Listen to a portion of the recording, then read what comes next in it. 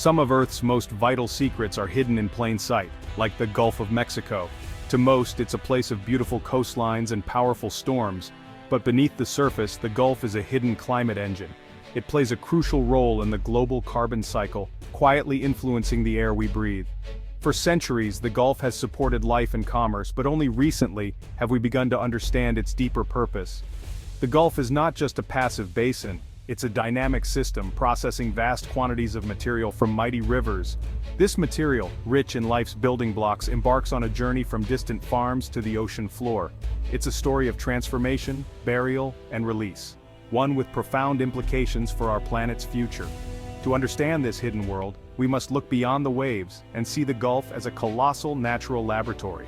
Here, elements are sorted and transported in a delicate dance that's been unfolding for millennia.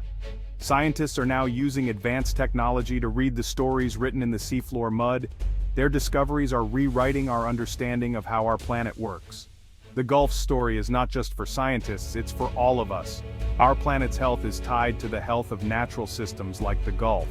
By exploring this secret climate engine, we see how actions far inland can have consequences at sea.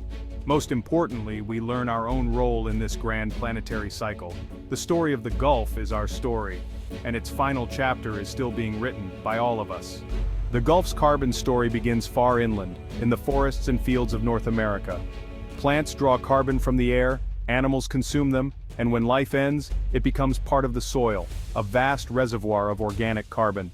The Mississippi and Atchafalaya rivers act as immense conveyor belts, collecting water and sediment from over 40% of the U.S. With every rainfall, soil and decaying matter are swept into streams, beginning a long journey south. A fallen leaf in Minnesota, a microbe from Iowa, all are swept into this great migration. The rivers gather this rich soup of life's leftovers and carry it to the Gulf of Mexico.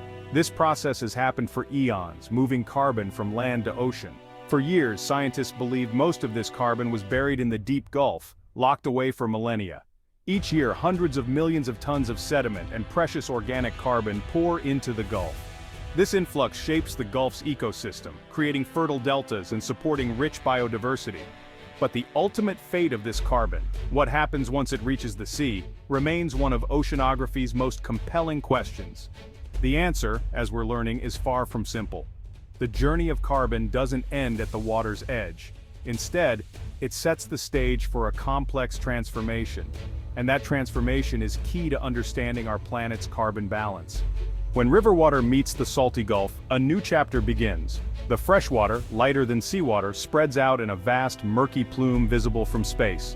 Within this plume, sediment and organic matter begin a slow descent to the deep. As they sink, marine life feasts on the carbon, using it for energy and releasing it as carbon dioxide.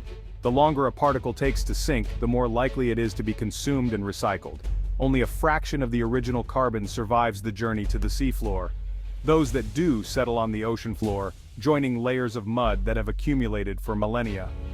For years, scientists believed this was the carbon's final resting place, a carbon sink, locking it away from the atmosphere. The Gulf seemed like a natural vault for carbon, safely storing it for thousands of years.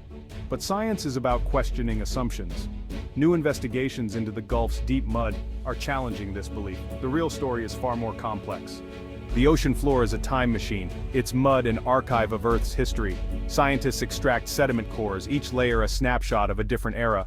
These cores reveal how much organic carbon was buried at different times.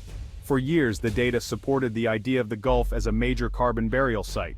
But new tools let researchers look deeper, at the age and origin of the carbon. Radiocarbon dating and chemical analysis help build a complete carbon budget. By tracking carbon from river mouth to deep sea, scientists made a startling discovery. The story written in the mud was more complex than anyone realized. The Gulf's role in the carbon cycle was about to be redefined. The new research delivered a stunning revelation. Less than 1/5 of the carbon delivered by the rivers is buried long-term in the Gulf's deep sediments. The vast majority, up to 90%, goes elsewhere.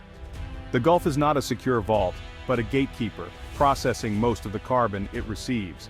Microbes in the mud consume the carbon, releasing it as carbon dioxide back into the ocean water. The warm Gulf waters create perfect conditions for this rapid breakdown. Very little carbon is buried deeply enough to be locked away. Instead, most is transformed into dissolved carbon, joining the ocean's vast reservoir. The Gulf is less a final resting place and more a revolving door for carbon. This distinction is critical. Buried carbon is stable for millennia, but dissolved carbon can return to the atmosphere. The Gulf's gatekeeper role means carbon is still in play, circulating through the planet's systems. Our assumptions about natural carbon storage must change. The Gulf's true function is far more dynamic and far more important than we ever realized. If the Gulf isn't burying the carbon, where does it go? The answer lies in the ocean's great circulatory system. Carbon dioxide released by microbes dissolves into deep Gulf waters, joining slow-moving global currents.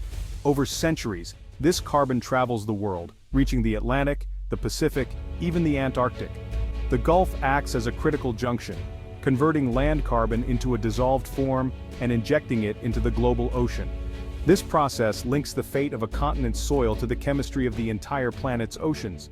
Land use changes upstream, like deforestation or intensive farming, can increase the carbon flowing to the Gulf, but most of this extra carbon is simply converted to dissolved CO2, contributing to ocean acidification and eventually returning to the atmosphere.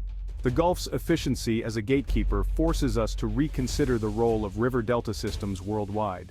Understanding these processes is now a major priority for climate science. This new understanding of the Gulf changes climate science. For years, models assumed coastal margins like the Gulf were major carbon sinks. Now, we know they're not locking away as much carbon as we thought. This means our planet's natural capacity to absorb emissions is smaller than expected. The urgency to reduce greenhouse gases is greater than ever. The Gulf's story also highlights the deep connection between land and ocean. What we do upstream, farming, deforestation, river management, directly affects the global carbon cycle. Protecting forests, wetlands, and soils isn't just local conservation, it's global climate action. Healthy landscapes hold on to their carbon, preventing it from being washed away. By managing our land better, we can slow the flow of carbon to the Gulf and help protect the ocean. The solution begins at the source. The Gulf story is a lesson in Earth's interconnected systems. What we once saw as a simple storage depot is a complex processing center with global reach. This discovery is a call to action, not despair. Our responsibility starts on land, keeping carbon in the soil where it belongs. Supporting sustainable agriculture, protecting forests, and restoring wetlands are all part of the solution. These actions improve water quality, support biodiversity, and make landscapes more resilient. The world's great ecosystems, from the Amazon to the Gulf, are vital to our planet's health. By protecting and restoring them, we invest in our own future. The journey of a carbon particle from a field to the deep ocean shows how connected we all are. As we face climate change, we must act with this interconnectedness in mind. The Gulf is not a solution to our carbon problem, but a messenger. The health of the ocean begins on land, and the responsibility is shared by us all.